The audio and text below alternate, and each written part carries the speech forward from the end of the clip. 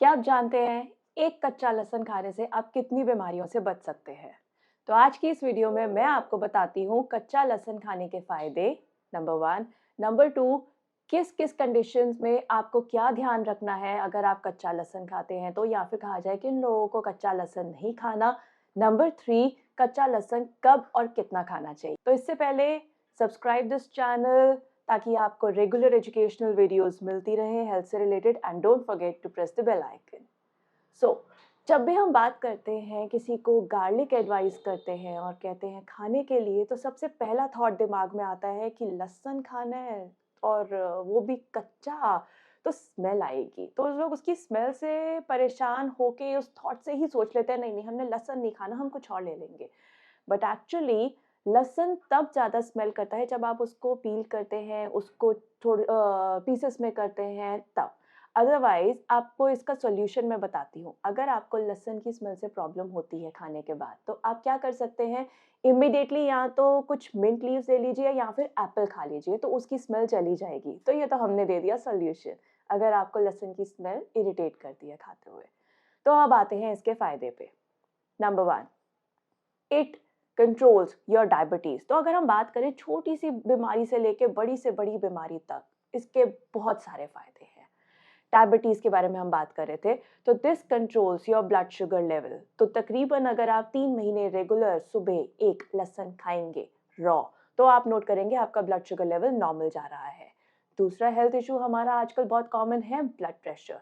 तो लहसुन उन लोगों के लिए भी बहुत अच्छी ऑप्शन है जिनका ब्लड प्रेशर हाई है। तो ये सिस्टोलिक और डायस्टोलिक दोनों लेवल्स को नॉर्मलाइज करता है, और तकरीबन आपको ये भी 2 से 3 महीने रेगुलर खाने पे काफ़ी हद तक असर दिखना शुरू हो जाएगा।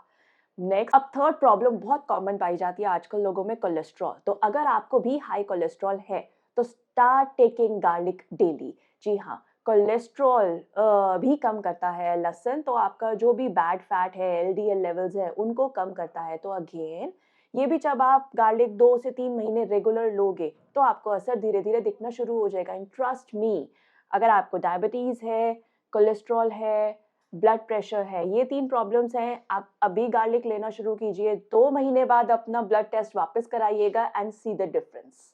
इनफैक्ट आप डेली बेसिस पे भी नोट करेंगे कि हाँ, मेरे एनर्जी लेवल्स में काफ़ी कुछ चेंजेस हैं। मेरे को अंदर से लग रहा है कि काफ़ी चीज़ें ठीक लग रही हैं।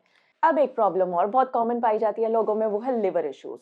तो जी हाँ, अगर आप डेली एक गार्लिक लेते हैं, सो वो non alcoholic fatty liver disease को भी कम करता है। नेक्स्ट बेनिफिट, एक गम इन्फेक्शन होता है पेरियोडोंटाइटिस, मे बी डेंटिस्ट जिसको ज़्यादा अच्छा प्रोनाउंस कर सकते हैं।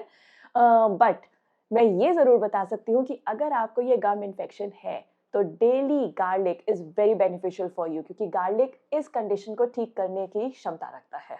Now this is also shown in studies कि गार्लिक में एक कंपोनेंट पाया जाता है एलिसिन, तो उसकी वजह से ये आपके काफ़ी ज़्यादा वायरस, बैक्टीरिया, फंजाई, इन चीज़ों से भी डील करता है। तो ई कोलाई जैसी चीज़ से भी अगर आप जूझ रहे हैं, आप फेस कर रहे हैं, ऐसी प्रॉब्लम हो रही है, so garlic helps in fighting with certain bacterias and viruses and fungi. अब बहुत से लोग कहते हैं कि अर्थराइटिस, कोल्ड, फ्लू, इन चीज़ों को भी ठीक करता है गार्लिक, बट इसके लिए अभी भी आई से कि काफ़ी सारी रिसर्च स्टडीज बाकी हैं। तो these are not proven facts कि कोल्ड, फ्लू, अर्थराइटिस भी गार्लिक ठीक करता है, बट इसको लेने में कोई बुराई नहीं है अगर आपको ये कंडीशंस हैं तो।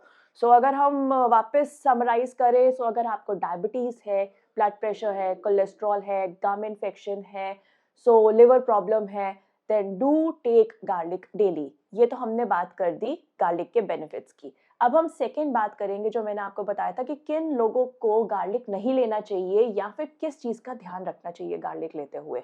अगर आपको डायबिटीज़ है या आपको ब्लड प्रेशर है और आप इनकी मेडिसिन्स ले रहे हैं, तो आपको ध्यान रखना है, आप ओवर कंजम्पशन ऑफ गार्लिक नहीं कर सकते कि भई सुबह उठते 2-2 गार्लिक खा लिए, उसके बाद सब्जी में भी बहुत ज़्यादा लहसुन ले लिया, नहीं।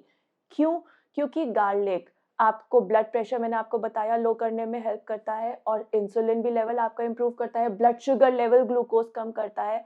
अब दवाइयाँ भी खा रहे हैं और नेचुरली भी ऐसी चीज़ें कर रहे हैं, तो फिर ज़्यादा ड्रॉप डाउन आ सकता है आपके ब्लड ग्लूकोज में या फिर ब्लड प्रेशर में। तो इसीलिए जब भी आपको ये इश्यूज़ है, आप साथ में नेचुरल रेमेडीज़ भी लेते हैं, फॉलो करते हैं, तो एक बारी किसी प्रोफेशनल को ज़रूर कंसल्ट करें। एक और चीज़ बहुत ज़्यादा कॉमन पाई गई है, गैस, हार्टबर्न, डायरिया। कुछ लोगों को गार्लिक सूट नहीं करता और ऐसी एलर्जी साथ में और हो जाती हैं। तो अगर आप गार्लिक लेते हैं, इन चीज़ों का भी ध्यान रखें। स्मेल का सॉल्यूशन मैंने आपको बता दिया है, take mint leaves and take apple immediately after taking garlic. One more point, इस चीज़ का ध्यान रखें, अगर आप किसी सर्जरी के लिए जा रहे हैं तो 2 हफ्ते पहले गार्लिक लेना बंद कर दें, because garlic leads to bleeding. तो वहाँ थोड़ी-सी प्रॉब्लम आ जाती है जब सर्जरी का टाइम होता है तो। Now next important part, third, जो हमने कहा था कि कब आपको लेना चाहिए गार्लिक और कितना और कैसे। तो वो आप क्या कर सकते हैं, सुबह लीजिए, एक छोटा-सा रॉ छीला आपने गर्म पानी के साथ स्वैलो कर लिया। और बहुत अच्छा तरीका देखा जाता है कि आपने तवे को गरम करा और उसके ऊपर थोड़ा-सा गार्लिक को रोस्ट करा and then swallow it with warm water but empty stomach. अभी फ़िलहाल इनिशियली बिना किसी ख़ास एडवाइस के जनरली अगर आप फ़ॉलो करना चाहें तो आप एक गार्लिक से शुरुआत कर सकते हैं। That's a good thing to go with. So I hope you like this video and आप इसको ज़रूर फ़ॉलो करेंगे। अगर आपका कोई भी डाउट हो गार्लिक से रिलेटेड, आप हमें कमेंट सेक्शन में बता सकते हैं। So like this video, share this video with your friends, relatives, family and जिसको भी आप अवेयर करना चाहते हैं, and subscribe this channel. Thanks for watching.